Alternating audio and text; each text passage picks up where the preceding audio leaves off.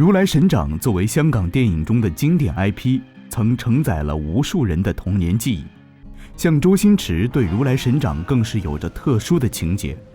在他导演的电影中，无论是功夫片、科幻片、喜剧片，如来神掌总是翻来覆去的出现，其痴迷程度像极了功夫中那个充满幻想的小男孩。而如来神掌最早是出自柳残阳在60年代写的武侠小说《天佛掌》。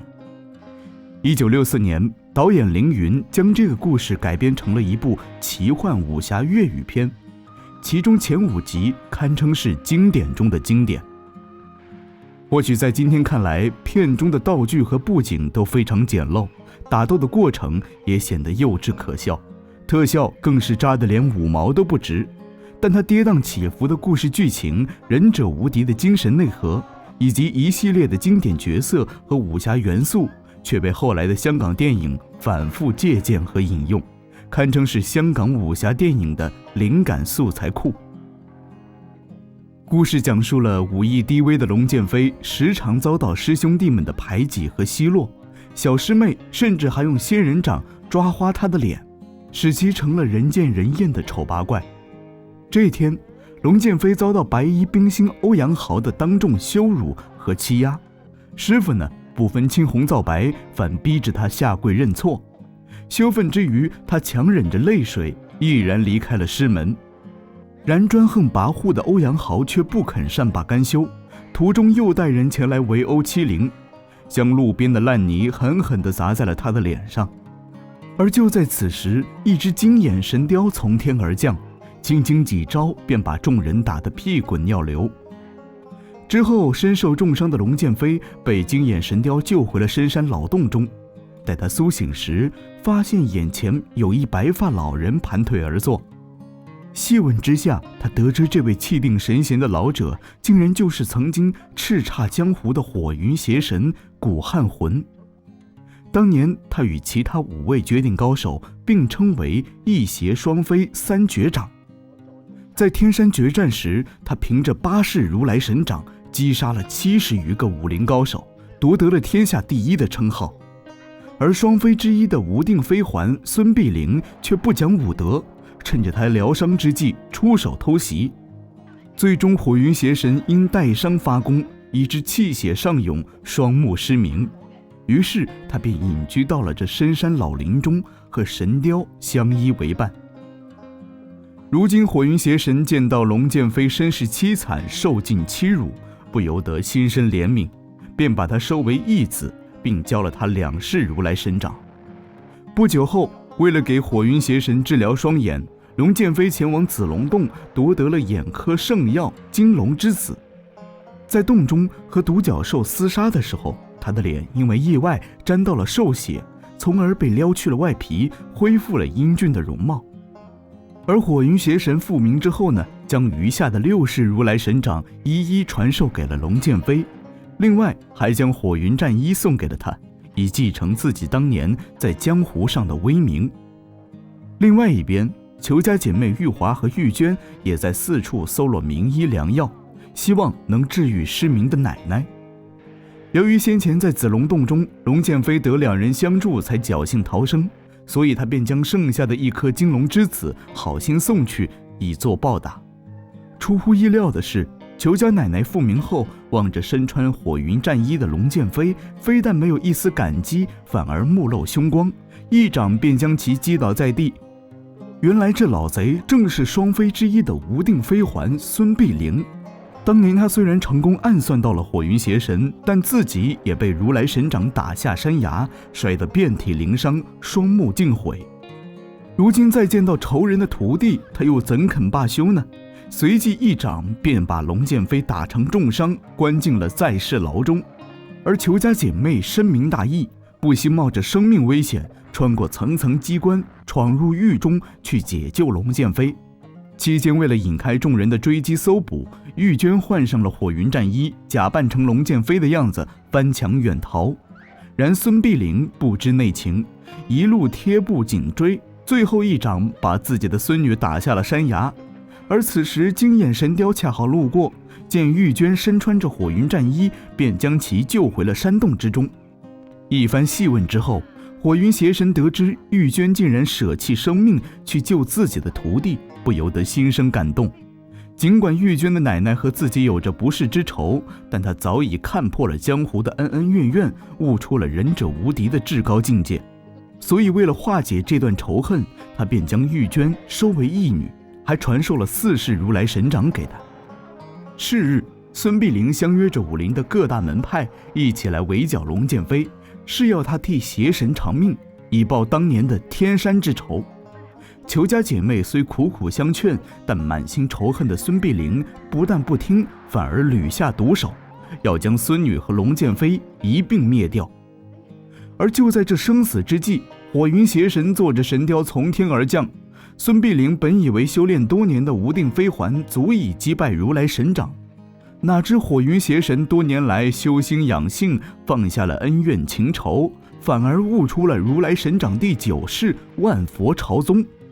那孙碧玲的无定飞环虽也是武林绝学，但面对火云邪神这天崩地裂的一招，根本毫无支架之力，短短几秒便败下阵来，数百个飞环也瞬间化为了空气。而火云邪神并没有伤及孙碧玲的性命，只愿从前的恩怨能一笔勾销，其气度之大，令众人无不叹服。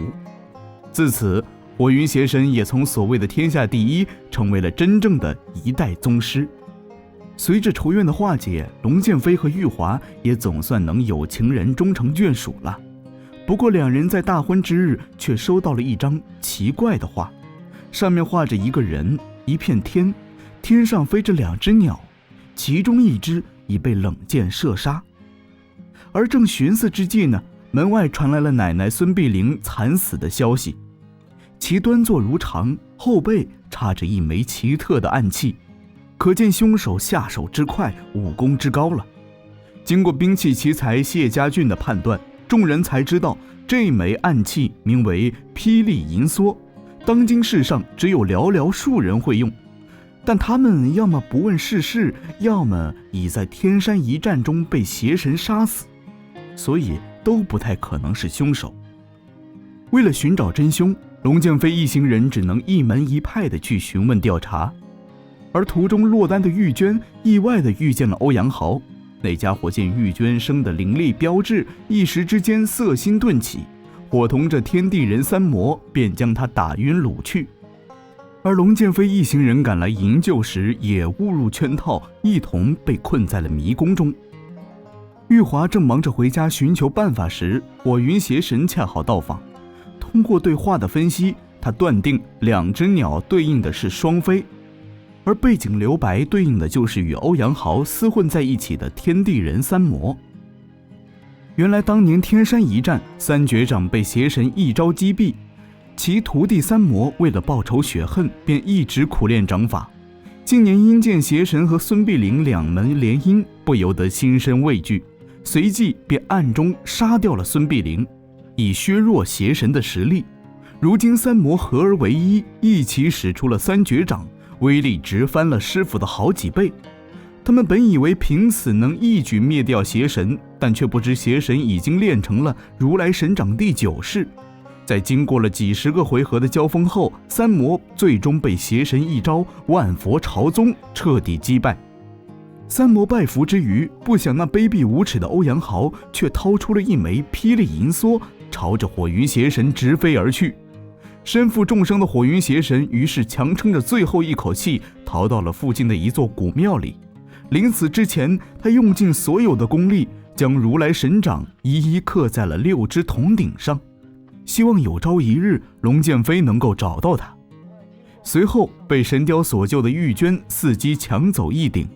而欧阳豪在和3魔争夺剩下的铜鼎时，被一掌打下了山崖，生死不明。而龙剑飞虽然很想为父报仇，可他只练就了8式如来神掌，根本不是3魔的对手。为了寻找一个有力的外援，他和众人一起来到了哀牢山，找到了孙碧玲的结拜姊妹柳飘飘。原来她正是双飞之一的绝顶高手，她的9所飞灵如同一口大钟，即可照敌于内，也能通过敲击产生的声波杀敌于无形。不过柳飘飘当年和孙碧玲为情翻脸，被毁容颜，故而不肯出手相帮，所以众人又貌似夺得了神龙之舌和血蟒之木来为他治疗。容貌恢复之后，柳飘飘果然信守承诺，前往了三绝宫。他一边假装引三魔比试武艺，一边则让玉华、玉娟悄悄偷回了剩余的铜鼎。虽然得到了6只铜鼎，但龙剑飞却发现其中有1只没有掌印，所以他迟迟无法参透第9式掌法。说话间，三魔已紧追而来，柳飘飘和众人虽拼死相抗，但终究不敌。眼见铜鼎即将落入奸人之手，龙剑飞索性一掌将其全部打烂，是要和对方拼一个鱼死网破。可万万没想到的是，这最后一式竟然就藏在这铜鼎的内侧。而就在这命悬一线的时候，龙剑飞依鼎而悟，施展出了第9式如来神掌。霎时间，只见山崩地裂，一股无穷无尽的力量从天而降，将三魔尽数灭掉。然而其中的天魔滚下山崖后，却侥幸被人救到了天蚕洞里。60年前，洞主铁面修罗在天山被火云邪神打断了右腿，后来他便隐居到了这里，利用徒弟小龙女滥杀无辜，吸取人血，以修炼武林中的旷世绝功天蚕脚。由于他还差一只有武功根底的右脚，所以便将天魔的右脚斩下来为自己所用。不过美中不足的是，脚底板中央有一叶旧伤。不久后，铁面修罗便练成了刀枪不入、水火不侵的天蚕脚。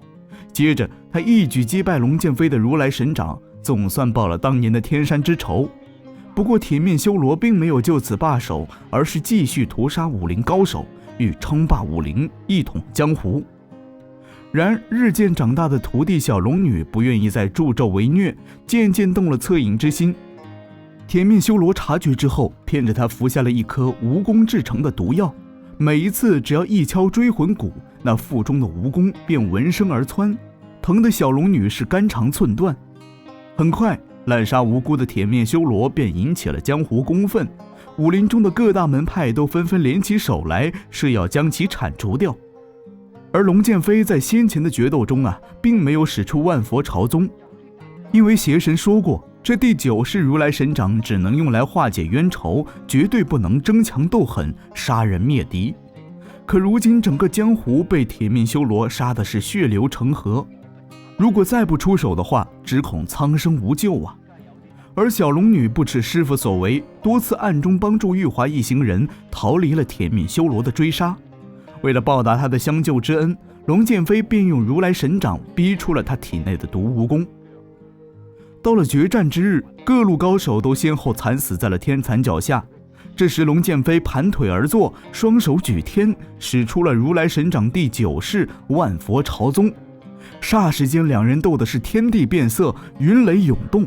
数百个回合之后，双方仍是相持不下，难分高低。此时小龙女隐约想起了这天蚕脚下有一叶旧伤，随即玉华甩出无定飞环，吊起了天蚕脚。紧跟着小龙女一剑飞去，刺进了天蚕脚的死穴中，一举灭掉了铁面修罗这个大魔头。这部60年代拍摄的如来神掌堪称名副其实的神作，它就像一座取之不尽的宝藏，源源不断地为香港武侠电影提供着灵感和思路。像在刘镇伟导演的《东成西就》中，王菲使用的手鼓，白骨洞中出现的怪兽和大鼎，周伯通的三花巨鼎，都是出自这部粤语老片。